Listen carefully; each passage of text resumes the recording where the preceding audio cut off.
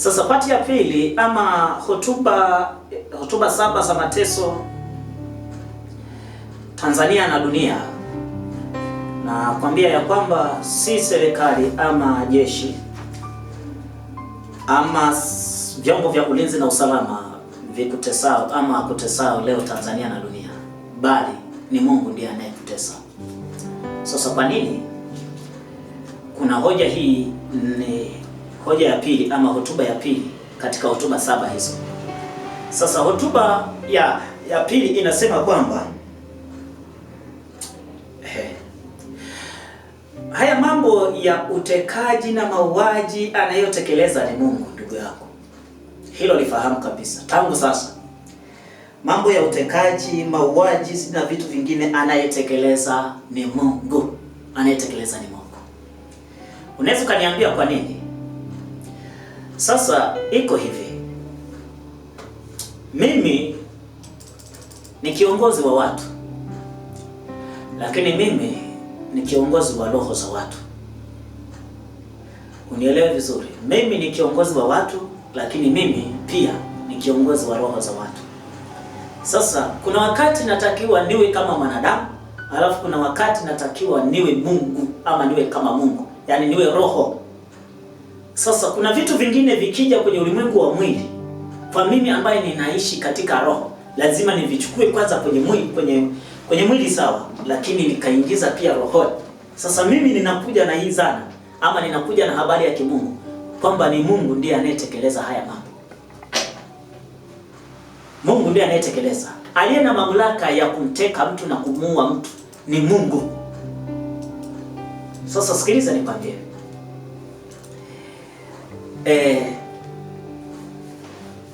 Iko hivi. Mwanadamu ameumbwa kwa mfano wa Mungu na ameumbwa amwabudu yeye tu peke yake na azishike sheria za Mungu. Sasa pale ambapo mwanadamu huyu atakapokiuka, ataruhusu kabisa shetani amwingilie na kumteka. Ataruhusu shetani, yani Mungu ametupa uzima na mauti, yani uzima na mauti, alafu laana na baraka. Ukisoma ile maandiko kitabu cha Kumbukumbu la Torati sura ya 30 mstari wa 19 pale mpaka 20, anasema ya kwamba mbele yako nimeweka uzima na mauti, nimeweka laana na nini? Laana na baraka. Lakini huyo Mungu akasema kwamba nakushauri chagua uzima ili uwe hai. Umeona? Yaani Mungu amekuumba wewe afu akakuacha kama fuvu. Ila sasa wewe amekupa uhiari. Ndio ninachomheshimu Mungu sana. Amekupa uhiari. Eza ukubali kwenye swala la Mungu ama ukatae. Na ndio maana akasema chagua uzima ili upate kuwa hai. Sasa uzima ni swala la kumtuminia, ni kuishi katika mapenzi ya Mungu. Kwa hiyo nakwambia sana kwamba kwenye katika mambo ya kiroho, mimi kama mchungaji ama mimi kama kiongozi wa kiroho, nikiwa nimemkosa kutekeleza mambo ya Mungu madhabahuni kwangu hapa ninapomwabudu Mungu, nikianza kutumia swala la kuwateka watu kwa akili na fahamu ili nitafute hela zao, ili nitafute mali zao, walete vitu kwa kuwateka akili zao, fahamu zao na kuwateka hao washirika wangu, hao washirika na wenyewe watatoka waende. Mimi si nimewateka rohoni, yani mimi si kiongozi wa rohoni. Kwa hiyo mimi ninawateka hao watu rohoni, na hao watu wanaenda kuwateka wenzao huko mwilini. Nisikilize, mimi ni kuhani ninayetumika madhabahuni. Endapo mimi nikianza kuwateka watu kinyume na mipango wa Mungu, nikamkaribisha shetani akaniteka mimi kwenye madhabahu haya, akaniteka mimi kwenye madhabahu, kwa jina la Yesu Kristo ninamkemea shetani au ninampinga shetani asije akafanya kitu kama hiki kwangu. Lakini ninasema kwa nadharia ambayo Mungu ipo, ya kwamba mtumishi wa Mungu akitekwa madhabahuni na shetani, alafu akaingiza vitu vya ibada ya sanamu humu na kuwateka watu kifahamu na fikra na namna yote. Unajua, ukitekwa akilini na ukitekwa kwenye nafsi na ukitekwa rohoni, hata mwili wote umetekwa.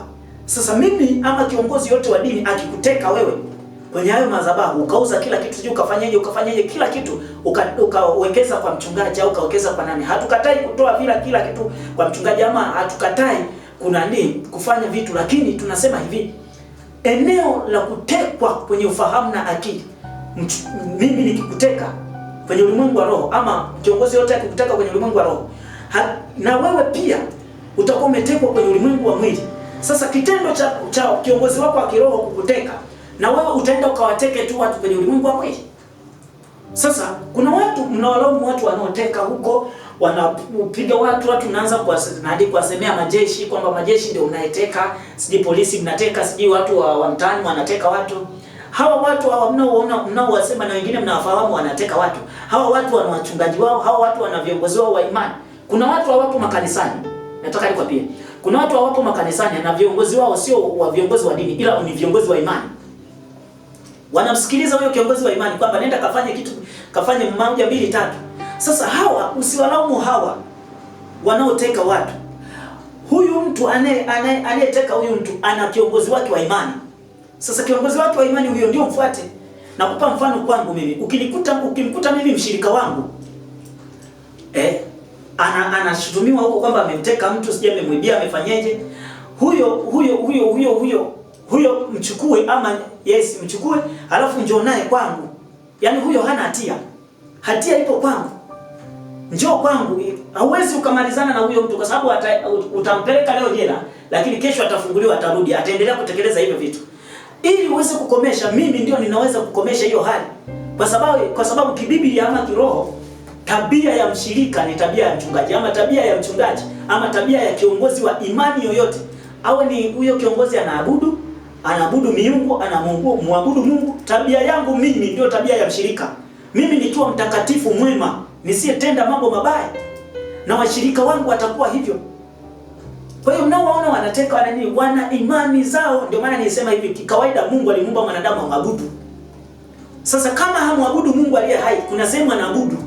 Sasa huko kwenye sehemu anaabudu kuna kiongozi ambaye anasimamia madhabahu. Au madhabahu. Sasa hawa mnaowaona wanakuja kwenye village, wanaanza kwa pola vitu vyenu, sije kufanyaje, kuteka, sije kuua, kufanyaje. Hawa hawana makosa, wenye makosa ni wale viongozi wao. Kwa hiyo kama unamjua nenda katafute madhabahu yake, kwamba ni sehemu fulani, yule ndio anaweza akamaliza kila kitu. Ningekuwa na muda ningeweza kukwambia mambo mengi sana. Mfano, mimi nimetoka Sumbawanga huko kwenye nyumba, yani mtoto akikamatwa anapelekwa jela. Yaani anakamatwa mtoto, anapelekwa jela kwa kosa la wizi, anapelekwa jela. Akishapelekwa jela kule, hawajaenda kumwambia baba yao. Akishapelekwa jela, yule mtoto anaenda kupewa cheo. Jela huko anapewa cheo. Au huyo mtoto anaenda kubadilika kule jela. Anakuwa kama sisimizi, alafu kesho mtaani mnamuona. Mnamuona mtaani anaendelea kula maisha. Anabadilika kule gerezani kule, anakuwa sisimizi, anatoka, anaingia mtaani, anaendelea kula maisha kawaida. Mnasema huyu si tulimpeleka juzi tu jela. Amefikaje huko? Na hiyo kesi haiko tena. Ama akienda huko anapewa cheo tu huko jela, na kukaa huko jela, lakini anarudi tu, anakuja iko vizuri tu. Sasa hiyo familia, ili uweze kuiweza hiyo familia, tafuta baba yake aliyempa hicho kitu ambacho kinamwezesha kufanya hivyo. Ukimtafuta baba yake, huyo ndio ataweza kumaliza kila kitu. Kwa hiyo nataka nikwambie, tabia ya mshirika ama tabia ya mchungaji ni tabia ya mshirika. Kwa hiyo hao mnaowalaumu hawana hatia. Wenye hatia ni sisi viongozi wa imani, ama viongozi wa imani ambazo tunaziongoza. Kwa hiyo hao watu, ndugu yangu, nataka nikwambie, anayetekeleza hayo ya mambo yote ni Mungu. Na ili Mungu aweze kutekeleza hayo mambo maovu ambayo yanatokea hayo, ni kwa sababu ya mwanadamu kumwacha Mungu. Kwa sababu ya mwanadamu kumwacha Mungu. Mwanadamu amemwacha Mungu. Sasa kuna maandiko mengi sana naweza nikakusomea, lakini kwa sababu ya nikusomea kitabu cha Yohana sura ya 5 mstari wa 18, sura ya 5 mstari wa 18 hadi wa 19 na 20. Nitasoma hapa. Mstari wa 19 ndio pointi ya msingi. Anasema hivi: mwana hawezi kutenda neno mwenyewe, ila lile ambalo amwona Baba analolitenda, kwa maana yote atendayo yeye ndiye anayetenda mwana vile vile. Ndiye anayetenda mwana vile vile. Hili ni neno la Mungu linasema. Na nikikusomea hapa haya maneno unaweza kuona kwamba huyu mchungaji na huyu mwalimu mbona anazungumza vitu ambavyo sivyo. Sasa mimi nataka nikwambie Mathayo sura 12 mstari wa 7 inasema hivi, lakini kama kama mngalijua maana ya maneno haya, nataka rehema wala si sadaka, msingi wa laumu wasio na hatia. Kama mngalijua kama mngalijua maana ya maneno haya ninayowaambia, kwamba hao mnaowashutumu, hao mnaowashutumu wanateka watu, hawa sio wenyewe ambao wanateka watu, ni viongozi wao wa madhabahu. Sasa hao ndio natakiwa kwenda kwa nani kumalizana nao, wale ndio wanaweza kumaliza tatizo. Kwa hiyo hata ile tatizo la utekaji sila kufanyaje haliwezi likaisha hivi bila kuwafuata wale ambao kule hao watu wanaoteka wanatoka wanapiga magoti kule wanaabudu kule. Kwa hiyo ili umalize ile tatizo, nenda kule wanapoweza kufanyaje wanapoenda kupiga magoti kule na kusikiliza oda inatoka wapi. Lakini sio kwa rais. Hata rais mimi naweza nikawa mimi hapa mshirika wangu akawa ni rais wa nchi hii. Umeona? Kwa hiyo lazima mchungaji yoyote, hata kama mtu mshirika akiwa ni rais, huyo ni mtoto wake. Umeona? Hata akiwa ni jemedali mkuu sijui wa majeshi sijui na nini, huyo ni mtoto wa yale madhabahu. Kwa hiyo yuko tayari kusikiliza yale madhabahu. Kwa hiyo nataka nikwambie msiwalaumu hawa watu. Alafu majeshi ya nchi sijui hawa watu, ukienda kufuatilia sana ukasema mnafanya kazi gani? Wanafanya kazi za Mungu kabisa. Ni watumishi wa Mungu kabisa. Mimi nimekwenda mpaka pale makao makuu ya polisi. Nimeenda kujifunza hivi kazi mnazozifanya mnatekeleza majukumu gani? Nikachukua baadhi ya documents zao, taarifa zao. Wakaniambia vitu vingi ambavyo ni sisi wenyewe wachungaji ndivyo tunavyovisimamia. Tunasimamia watu wasitengane kwenye nchi yao, watu wasigombane, wasitende vitu viovu. Ndivyo ilivyo. Yaani vitu ambavyo mimi navisimamia kwenye madhabahu ndivyo nao wanavisimamia. Kwa hiyo hawataki wala wafanyaje. Hata nao hawataki hivyo vitendo viovu. Lakini ni kwa sababu tu ya ile nguvu, ile nguvu inayowaendesha. Lakini sio wao. Neno la Mungu linasema hivi, mtu anawezaje kuingia kwenye nyumba ya mtu mwenye nguvu akateka vyombo kwenye nyumba ya mwenye nguvu, asipomteka kwanza, asipomfunga kwanza yule mwenye nguvu, ndipo ateke hiyo nyumba na kuchukua vile vitu. Neno la Mungu ndivyo linavyosema. Kwa hiyo hawa mnaowaona hawana hatia jamani. Wacheni kabisa. Ndio maana nasema Mathayo sura 12 mstari wa 7 unasema kwamba laiti mngelijua maana ya maneno haya, msinge walaumu watu wasio na hatia. Yesu huyu aliwaambia.